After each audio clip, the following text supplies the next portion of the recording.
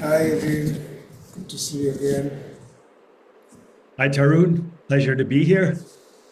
Thank you for making the time. So, today we are talking about winning, and we are going a little deeper into the topic. And the context is that the goal is to not stress about winning for the sake of winning, but looking at winning as a pyramid. Winning comes from maximizing your potential. Maximizing your potential comes from constant improvement, and constant improvement comes from falling in love with the process of constant improvement. So, the whole idea is if we can shift our focus completely to falling in love with continuous improvement rather than focusing on winning, winning, winning.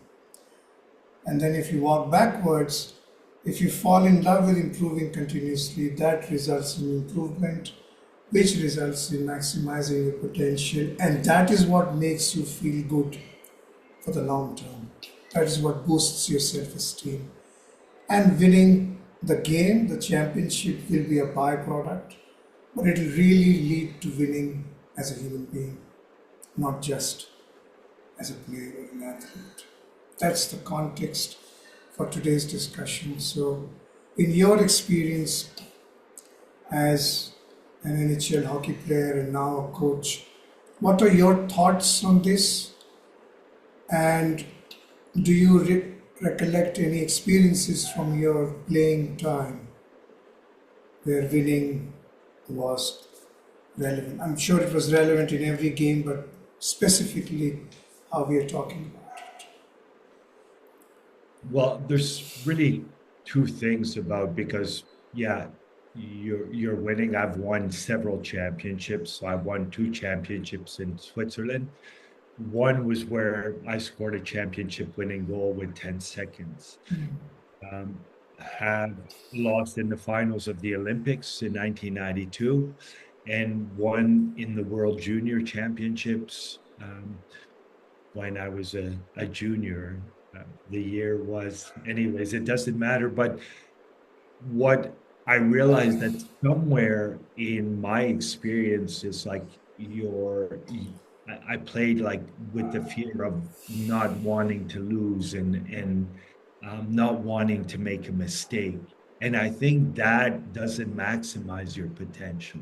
It doesn't.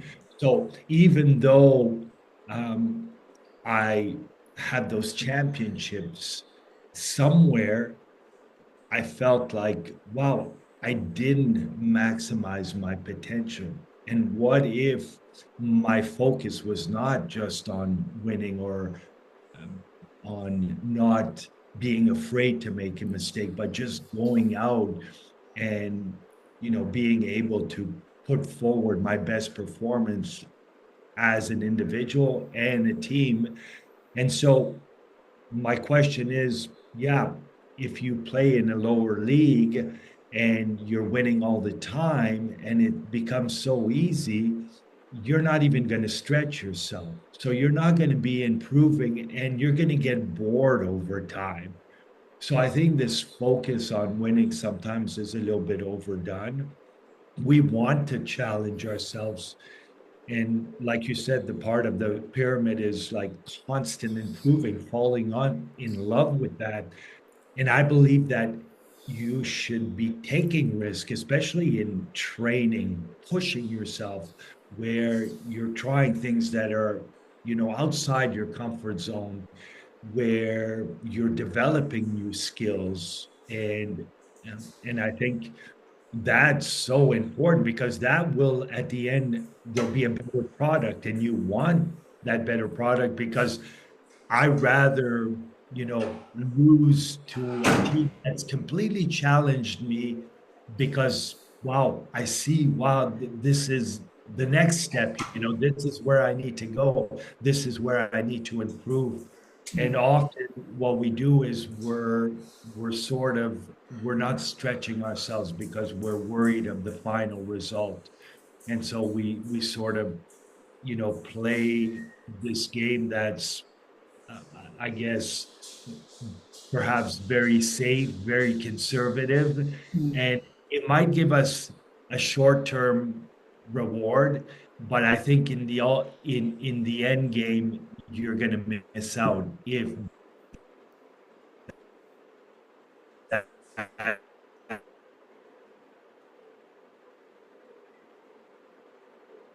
is your approach. Is how you want to stretch yourself. You want to, you want to, you want to bring your best performance, and that means that there is a certain risk taking that has to happen.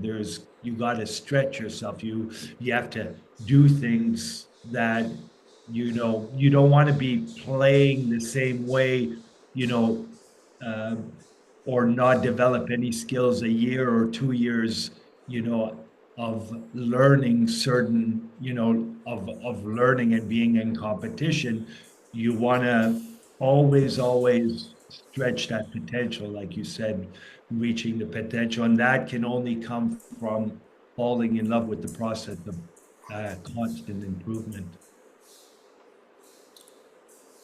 Okay. And in your experience, let's get a little granular. As the players practice on a daily basis, what could be done differently so that the focus is not on winning but on constant improvement? Also, do you remember any examples of any particular teams or coaches doing things in the practices a certain manner, anything on those lines? I definitely think one of the things that comes to me is the need to be perfect. So for me, uh, perfection doesn't exist. Hockey is a game of mistakes. Any sports, okay, it depends on the sport that you're doing. Gymnastic, obviously, you have one jump and then you jump, so there's a chance um, of having a perfect score, or diving.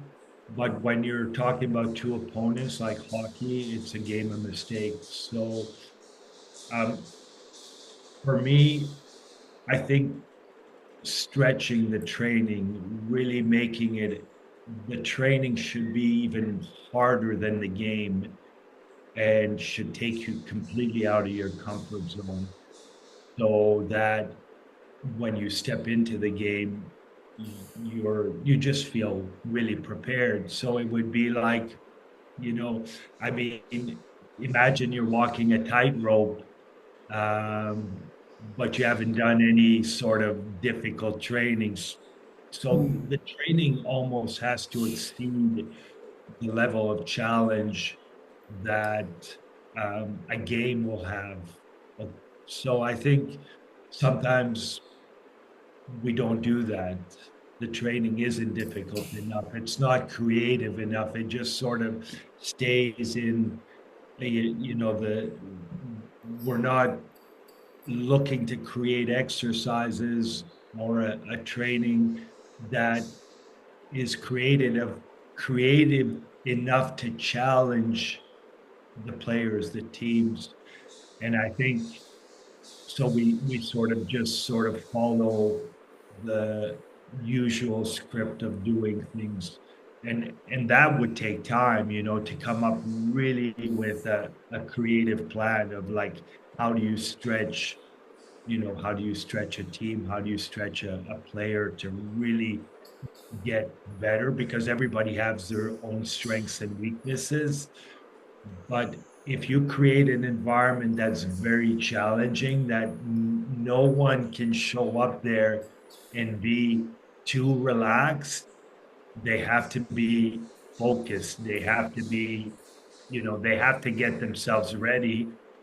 I think you're going to see constant improvement, and that will lead to, you know, reaching more of your potential that's happening in the training. So when you go out and perform in a game, you can forget about everything. You can just go out and play because you've created the conditions have been so challenging that you'll naturally feel prepared for the game. So Okay, and have you seen any examples of any particular teams who practice in a certain manner, or in how, for example, someone could be taking their practice very casually? Is there another way to do it? Are there any examples that come to mind where someone treats their practice itself in a certain manner? Anything on those lines where constant improvement is the focus? Or well, I think it comes down to accountability. When I think of the team that represents that the most is the All Blacks. They, for the longest time, they had like a 90% winning percentage. They just created an environment. It's all about the environment. They created an environment of excellence where you cannot be late, where, okay, I'm sure it happened, but everybody was holding each other accountable. And I think they just show up with an at another level of energy, another level of presence. Often it is the presence. It's really about being fully present and treating like a training, like an opportunity to really expand your skill set, but also, you know, your presence. Because when pressure, when you're practicing, you know that the mistake doesn't really matter as much, but you want to be able to reproduce that environment where you're putting a little bit of pressure on yourself, where there's something on the line. So it's your, I think, our ability to focus, to be, fully present. And so, like things like getting into flow, it shouldn't be just for the game, it should be for training. You should be training your ability to be fully present.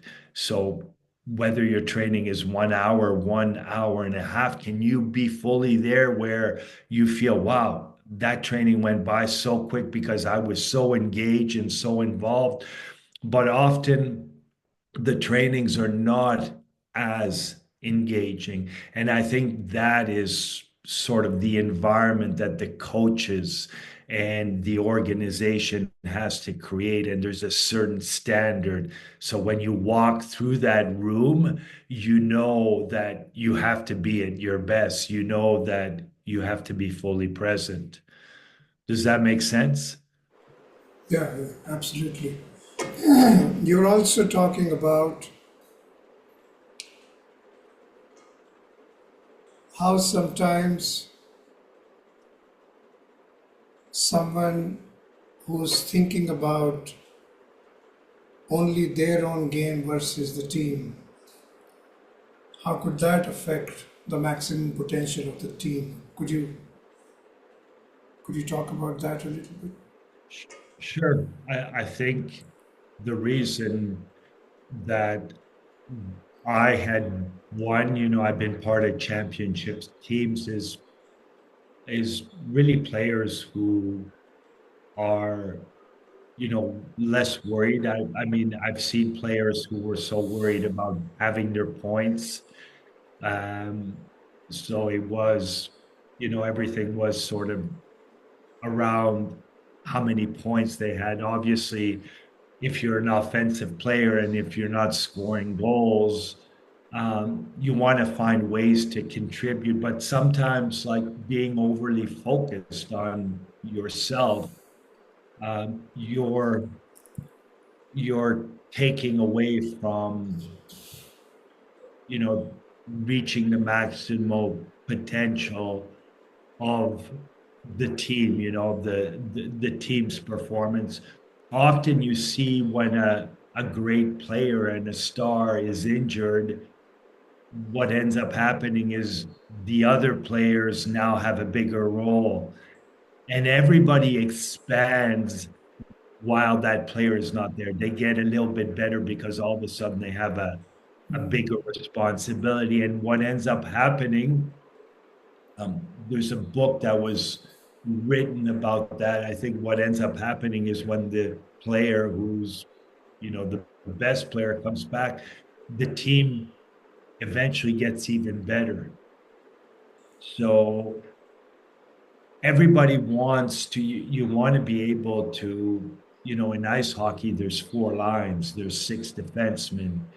So you don't want to rely just on, one player or one line.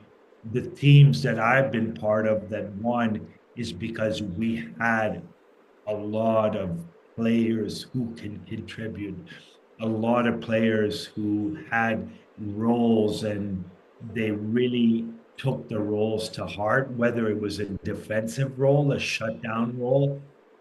And so everybody felt like they were contributing, and that ultimately is what led to winning championships. And a player, obviously the player who creates offensively, who contributes offensively. The game of hockey is really about scoring goals, but there's a big part of, defending. So you need players who have different roles. So I think in the end, if, a star player takes too much space, then other players might sort of feel, well, they don't have to contribute. They don't have to bring as much. And I think it could really, perhaps they could have success during the season, but it would really cost them as you move into, the playoffs and you're moving and trying to win a championship. Ultimately, the best balanced teams, the teams that are the most balanced, um, often, go, we say in ice hockey, they're deep. Teams that are deep. They have, if one person gets injured, someone else can step in, So they have a deep roster. They have a lot of quality. They have a lot of character. And ultimately, um, that's is what wins championships, I think. Okay. So, talking about constant improvement that we were discussing, I think you said something very interesting. I think it was when we were discussing this a couple of days ago or today, I don't remember. But what you said was ultimately the outcome is winning or losing, something on these lines. But what really stays with you is how you played the game, something on these lines. Could you elaborate on that a little bit? I think when you're overly focused on winning and losing, you can be. I know when I was afraid to make mistakes and like I didn't want to lose the game, perhaps walked away and we won the game, but I didn't get any better because I played it, so safe.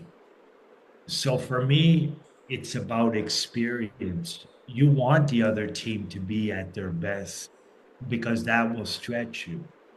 That will stretch you. I think ultimately the team should put everything out there, should be playing a game when you look at hockey, a fast game where you're having to make decisions quickly. Give you an example is like in training with the young kids, I want them to move the puck so fast that it's almost uncomfortable for them, So I'm like on top of them and saying, move it, move it, move it.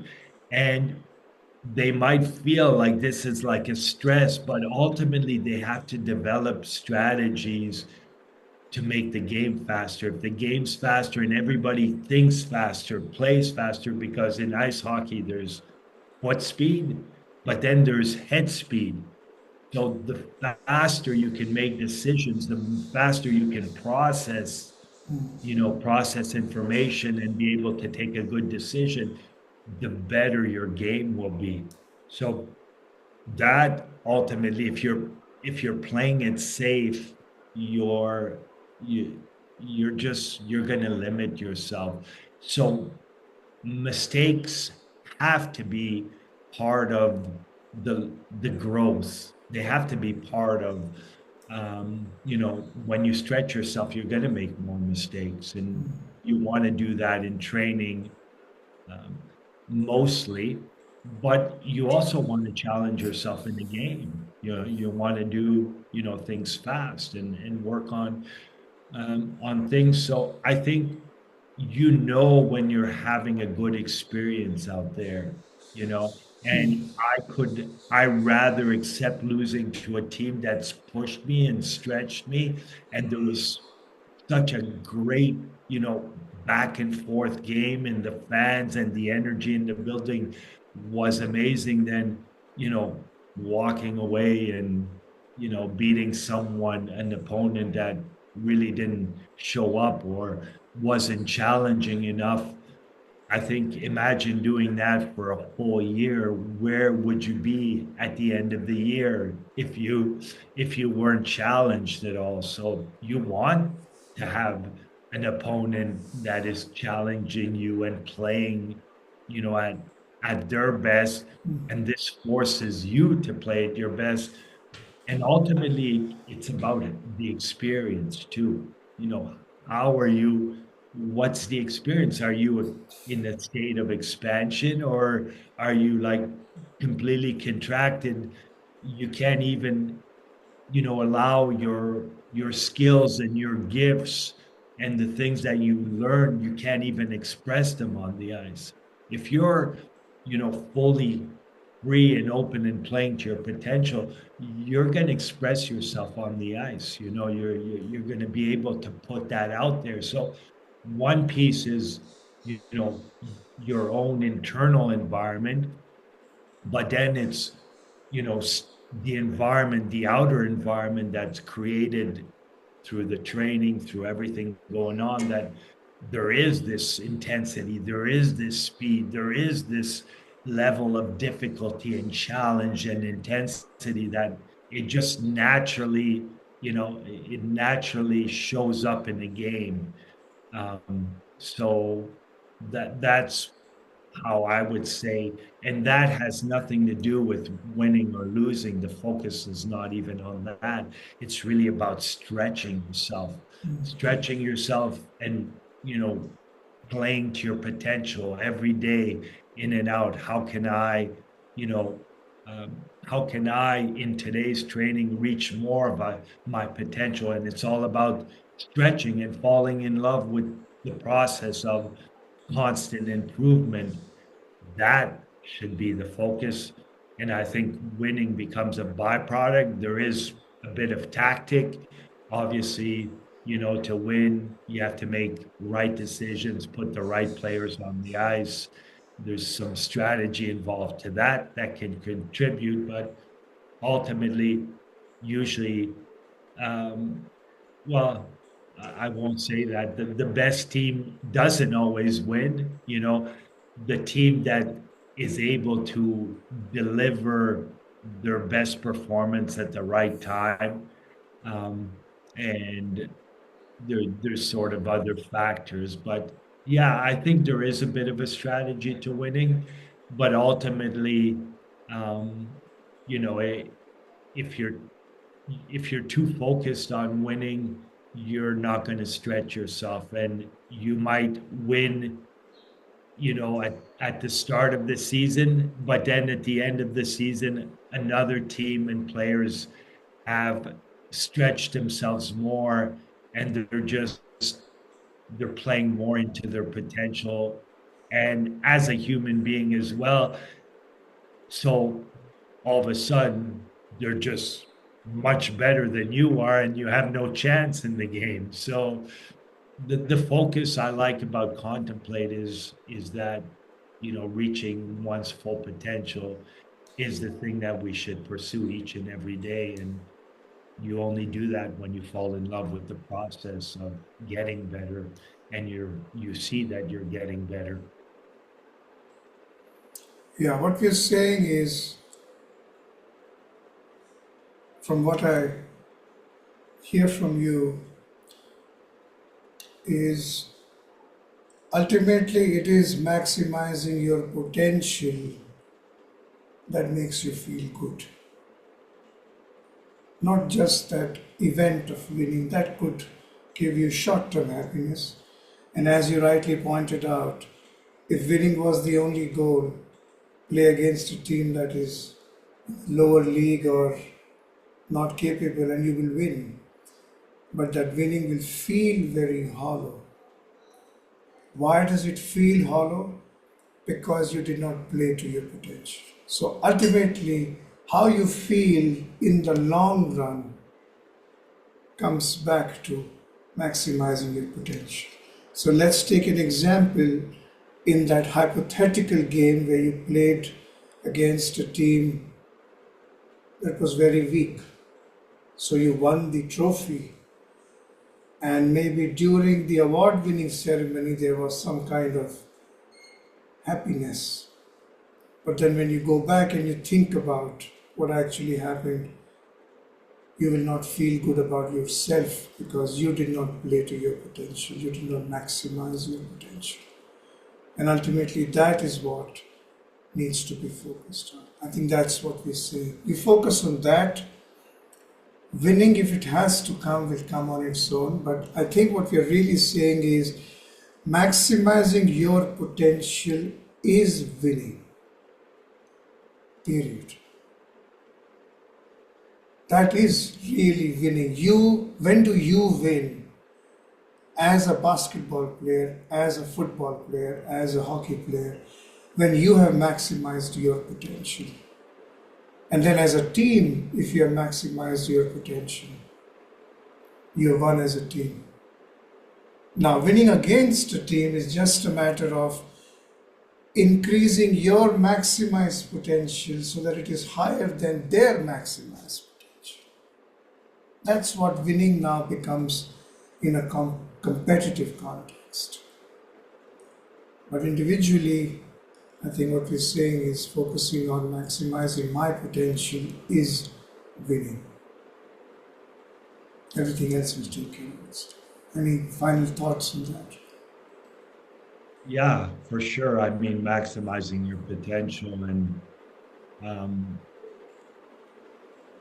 if you're, if you're too focused on winning, sometimes, like I say, adversity, you're you might have to learn to lose, you know, to eventually learn to win in a certain environment. So if you're, so afraid of losing, um, if you're so afraid of losing or making a mistake, you're never going to reach your potential. Often adversity comes from the fact that you've lost, you've been challenged, you've gone through a stretch. And if it's done in a conscious way, that those challenging times become sort of building blocks of you reaching your potential. Because what ends up happening is you realize that there's got to be, there's, you have to expand more. There has to be, um, you have to get better. You have to improve certain things. And the losing is sort of part of getting better. And you have to, be willing to, accept losing. I think so you learn to win. If you're so afraid of losing, you're just going to play it way too safe. So ultimately, maybe you get by, but you don't want to get by. You want to like feel like you're unleashed on the ice or whatever you're doing. Like I want someone else to challenge me so I can bring my best performance forward. So, that word unleashed, means like I'm putting everything out there, my heart, my soul. I'm gonna, not hold back. I'm gonna give my best performance. Let's see what the outcome is. Let's see. Let's see in relationship to the other team, the competition. Let's see where I'm at. So everything sort of gives you, it's a feedback. It's a feedback loop. And then you go back and you go, okay, wow, this I did really well, this went well, but here I felt I need to improve a little bit more. So, and everything is a feedback loop. So I think ultimately you don't even have to worry about winning and losing.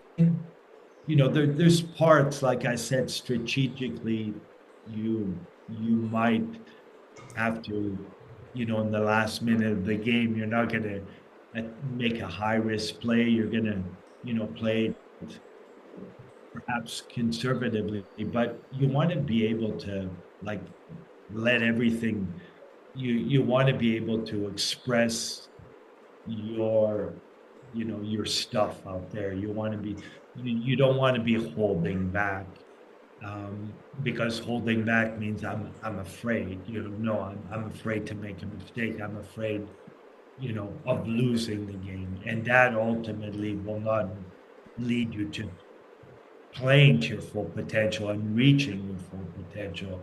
So I'm all for, even when I watch NHL and there's a game where teams show up flat, you don't even you don't want to watch it. But then when you look at the playoffs in the NHL, the pace is so intense. They're back and forth, and you're going, "Oh my God!" Like it's wonderful to watch. And both teams are like, going back and forth, and one team gets up 3-0, and then the other team's back in the game. It's like you got to have your best stuff, and that's why people love they love going to see a game like that. They love the playoffs because everybody just shows up. They know that they have to show up with their best stuff. Yeah, and I think that's where the game becomes mental and not just physical. Because, especially at those levels, physically you're probably equally competent. 10 more push ups isn't going to get you better. But your I, mind mm, is almost everything at that stage. Absolutely. And